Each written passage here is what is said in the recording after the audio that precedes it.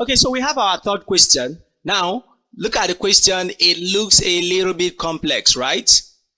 Yes, it does. But it is going to be very easy as far as we understand what we are doing. So the question is coming from Waec 2002. And the question says, the ice and steam points of a certain thermometer are -20 and 100 respectively. Calculate the Celsius temperature corresponding to 70 degrees on the thermometer. So first of all, we need to draw that thermometer first. We need to draw that thermometer and interpret what they have said. They said the ice, so it has the ice points. It has an ice point of -20. What does ice point stand for? Lower fixed point. So -20. And what is the upper fixed point? 100. So the upper fixed point of that thermometer is 100 and the lower fixed point is -20. Okay? They now said, calculate the Celsius temperature corresponding to 70 degrees on the thermometer. So they are now asking, when this thermometer is showing 70 degrees, okay? When this thermometer is showing 70 degrees, what is the corresponding temperature on a Celsius scale? Okay? So let's call it what? X. For a Celsius scale, what is the lower fixed point? Lower fixed point is 0. So a correct Celsius scale, it should be 0 here. Upper should be what? 100.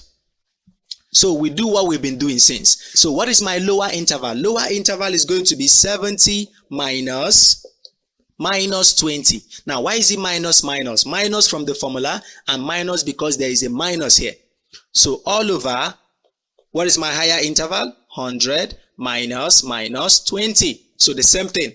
And this is equal to lower interval is x minus 0. Upper interval is 100 minus 0.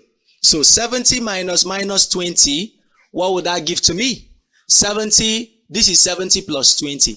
So 70 plus 20 would give me 90 over 100 plus 20 will give me 120 equals x. This is x over 100. Okay? Then we cross multiply. This is 120x equals 90 times 100. 0 can cancel one of the zeros. 3 here is 3. 3 here is 4. 4 here is 1. 4 here is 25. So x becomes equals 3 times 25.